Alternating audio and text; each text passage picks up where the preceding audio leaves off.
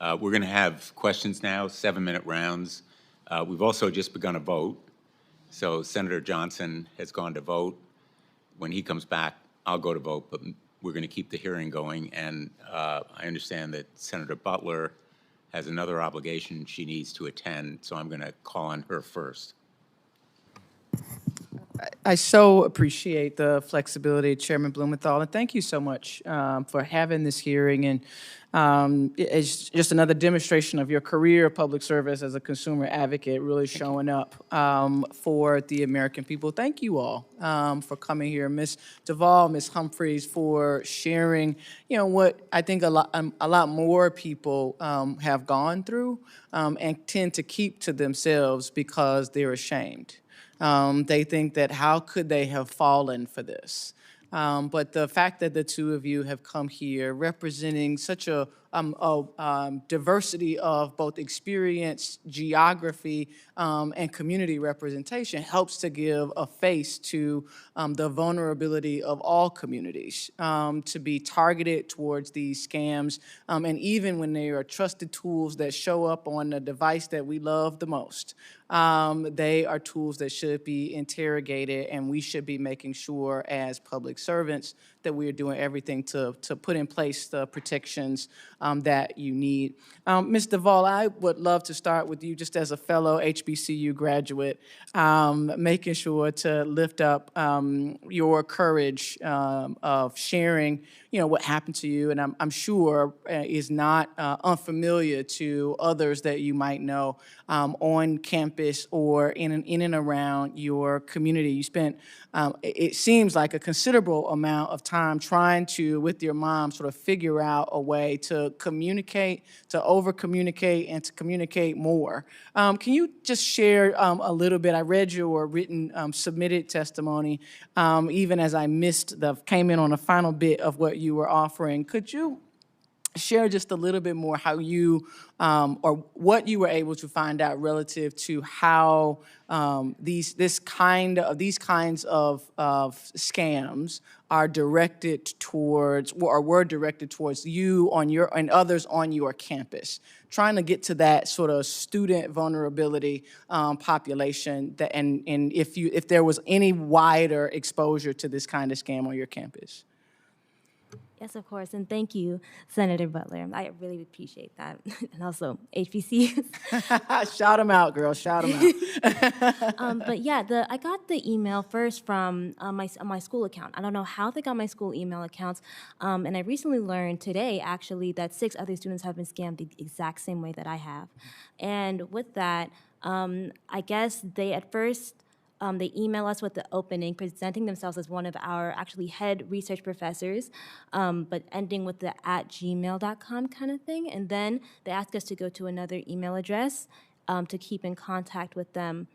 And that's when they start spoofing our payroll@ncat.edu email address, and that's how they further send those fictitious checks and then ask for that cell payments and things of that nature. Does that answer your question? Yes, it does, and it leads me right to my next one. Thank you for answering it so well. Ms. Hand, I would assume just in the ways in which Ms. Duvall was just talking about the sophisticated nature, the evolution of these scams, and in particular directed towards young people, and in some instances, young people of color, HBCU campuses. I wonder if in your research or in your engagement in the advocacy space, if there's any, or in advocacy and research space, if there's any information that you might have in terms of how much of this is directed towards young people and students, given the financial vulnerability of most young people, particularly when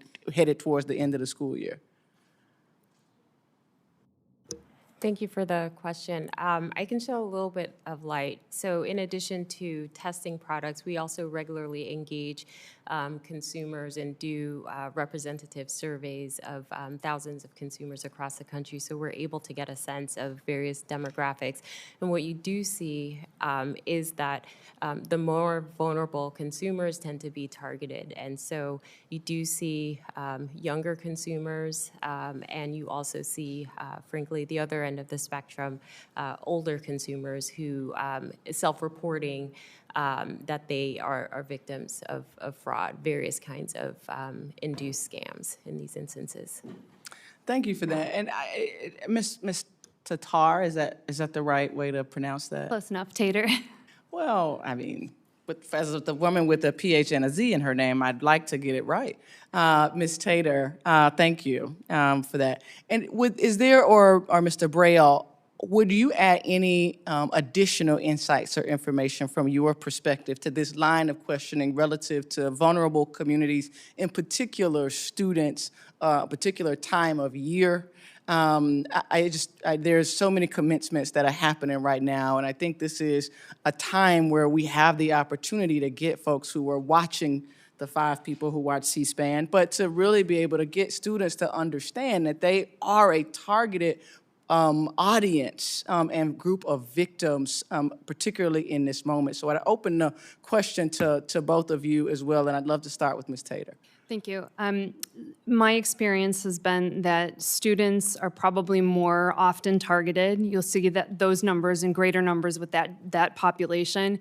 But the older generation, they're suffering larger losses, as significantly larger losses. And the trouble with that is they're losing money and they're not able to make that money back because they're retired or they're losing significant amounts of their retirement income. I do agree it's time for graduation. There are a lot of kids looking for jobs right now, and they are, through social engineering, they are targeted very by the hordes. Yes, absolutely. And just to add on to what Ms. Tater had to say, certainly, we know that fraudsters look for specific vulnerabilities in specific target audiences they go after. And financial distress is one that we see very often. And so when we think of students, we often think of the stress that they're beginning to feel as student debt starts to cut into their what they have to spend money on.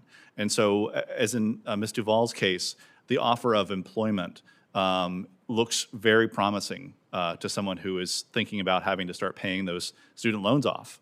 And the scammers know this, and they target their scripts to prey on people who might be vulnerable in that way. So they have a script literally for every potential audience, from older people to younger people to everyone in between. Thank you all again for being here and for offering your testimony here. I think it's just such a critically important issue. And I think it was noted, Ms. Humphreys, in the end of your statement, the fact that this is a product that is majority owned by the largest financial institutions really does make it imperative for not only the sharing of your stories, but the action of our subcommittee and Congress to do everything that we can to protect the American consumer of every bit of the age and experience spectrum. So thank you all for being here, and thank you, Mr. Chair.